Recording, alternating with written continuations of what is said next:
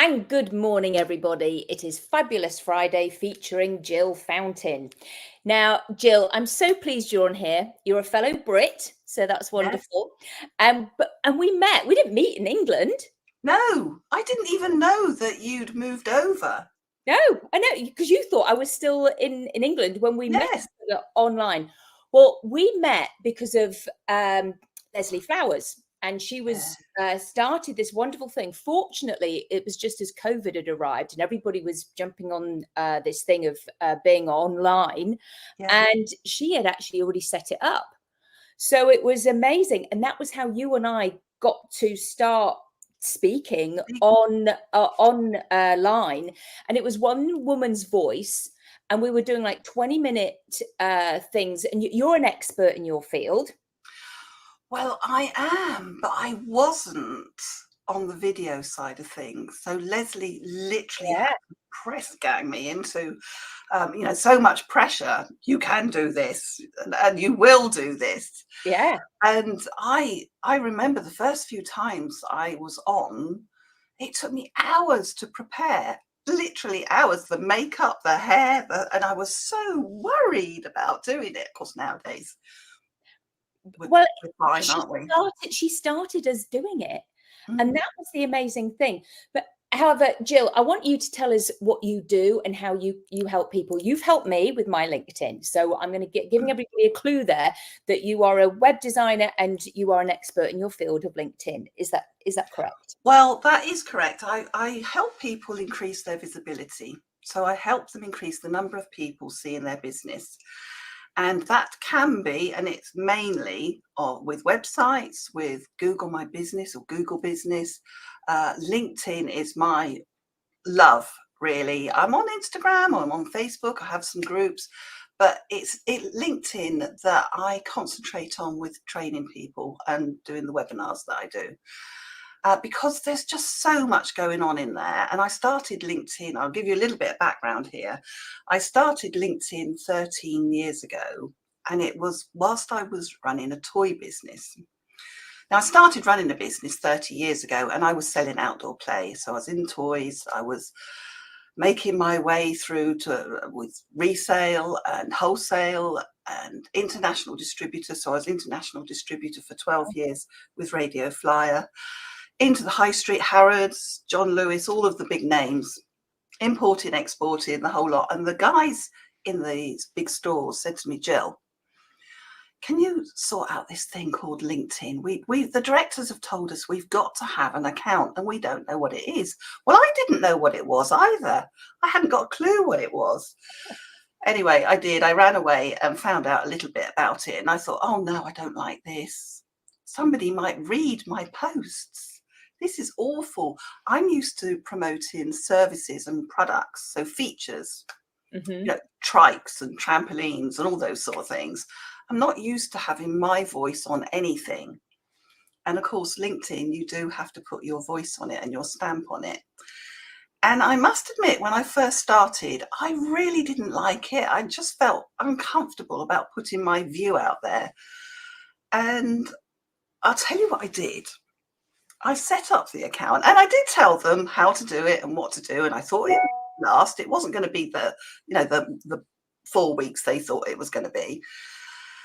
And I started following some of the big guys like Richard Branson and, the big guys that had already had lots of followers, because I thought I might be able to hide in amongst it.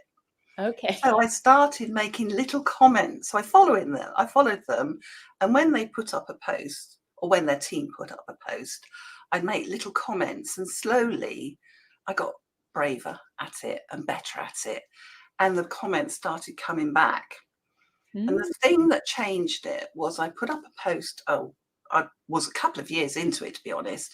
And I put up a post, and the team within a few days took that answer and they made a post out of it. And I read it and I'm like, I'm sure that's what I put the other day. And I scooted on back, and they had actually done a whole post on my answer. And I thought, okay, if I think I've got this now, I think I can do this. Yeah, no, that's good. Yeah. Yes, it is. Great advice, actually, just there in one thing, that if people just actually start commenting so that you build that confidence. Yes, that is the best thing you can do. And people think that, oh, I must post 3 times a week, I must do this, I must do that. But actually, the way you get seen is by adding value to other people's posts.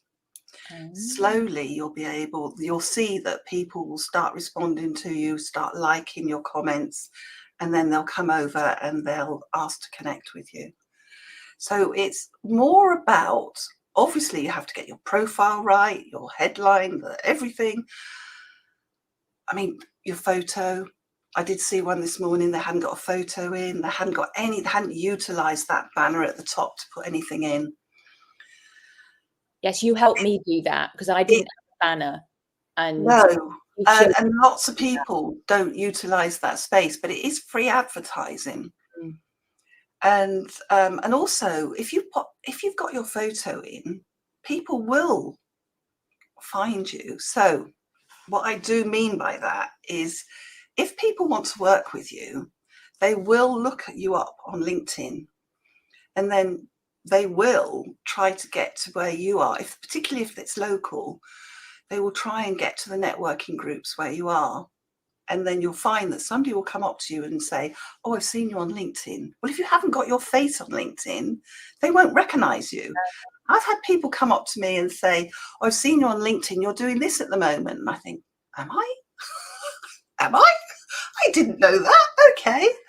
And to begin with, it's quite daunting, because you think, well, because there's so many people watching and looking at you and looking at what you're doing, but they never comment or like or anything. So it's almost like they're watching and waiting, and eventually they'll come in and they'll say, Jill, do you think I've been watching you for a couple of years now. Do you think we could have a chat, because I'd like to work with you? How easy is that? I didn't even have to do a cold call. Oh, there you go. You see, yes, and also it's to make sure that headshot is current. Yes, current, and not a cartoon or a dog or your favourite. Claudia, I have seen this. I have. So a current photo, if you can, that's something that you do think is like you. And I mean, it doesn't have to be in the last month or anything, but certainly something that people can recognise. And just your head and shoulders, nothing like you can see us here. It doesn't have to be a full body or anything, just so that people can recognise who you are. And the beauty of it is that when people look me up, there's lots of Gillian Fountains. There's loads of Gillian Fountains, but I've usually got a red dress on any of my, normally. I mean, I know. Look at you and I, we're both. I know. What's that about? That's really funny. I know, we must have been sending the brainwaves there. Yes, indeed. So people can recognise you with that. So if you consistently use the same photographs across the different platforms, people get to recognise where you are and to be able to identify them, to be able to identify you. And there was a bit that I thought of earlier where you were saying about hints and tips. And I did a whole post. Now, this will make you laugh. I did a whole post on why you should not just like on a post. So say somebody's written a post, you go in and you like it, and you move on to the next, and you go on to the next and you like that, and you moved on to the next. So I did a whole post on why you should comment on somebody's post because of your visibility. And I did 21 reasons why you should comment and not just move on. Do you know what happens? They liked and they moved on. Oh, I see. How interesting. I know. I really was surprised. I thought, did I not write that correctly? Did I not ask them? Was I not clear enough that they probably didn't even read it? No. And so therefore that's what, so they didn't even, yeah, I mean, and I'm aware that people don't listen to all of these. It's No. they'll listen to it for a little bit, and if it is of their interest, then they'll, you know, so if they want to know more about LinkedIn, then they will. Because I seem to remember as well, you said to me there was a specific amount of hashtags for LinkedIn, and that was like only put 3. Yes. And when you put a post, yeah, it is. However, just recently they're saying don't even put any. So what I do is I tend to watch. There's some real. I train LinkedIn and I train it to a certain standard, a certain advanced standard. However, there are guys on LinkedIn that are like way above me. They're, you know, they work with multi-million pound companies, and I tend to follow them, and they are saying really the hashtags are not that useful at the moment.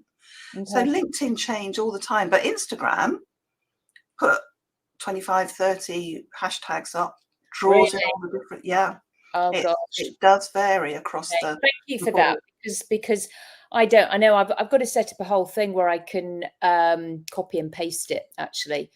Yes. I must admit, I'm not great on LinkedIn. I don't go on it that much, but I have just started doing TikTok. Oh, have you? I have. Oh my goodness. My grandson does TikTok, and he says, you know, Nana, you really need to. And I'm like, no, I don't think I do. He's tried to explain it to me and it won't go in. You're surprised how many people of our age are on TikTok. Really? Yep.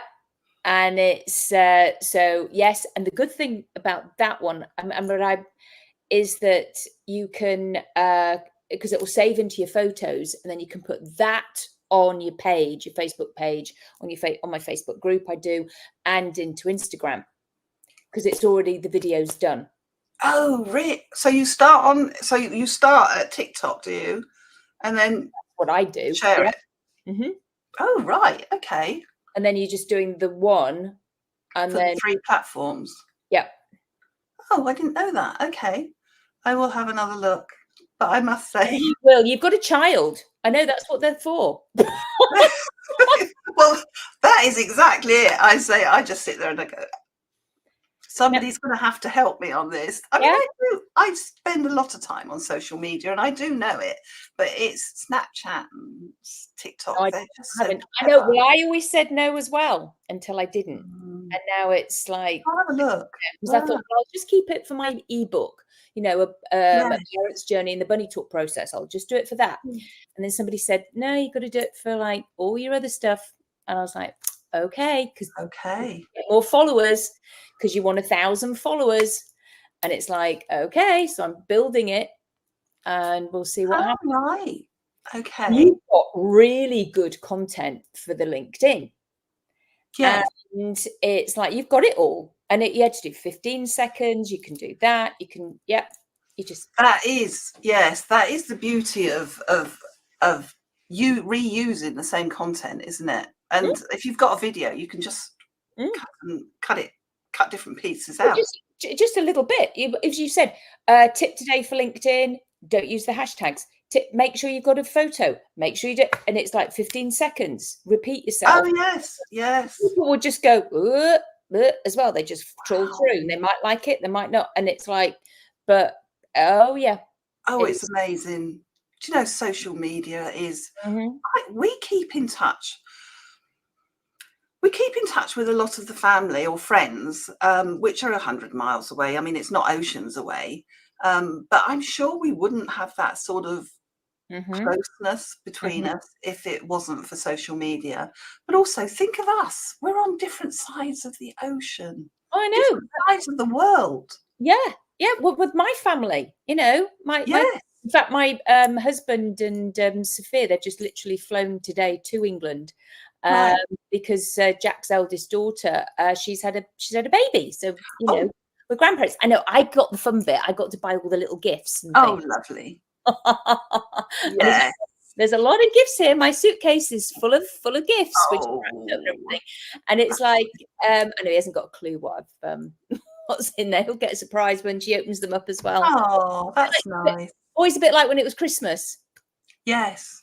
did you have that as well? Oh yes.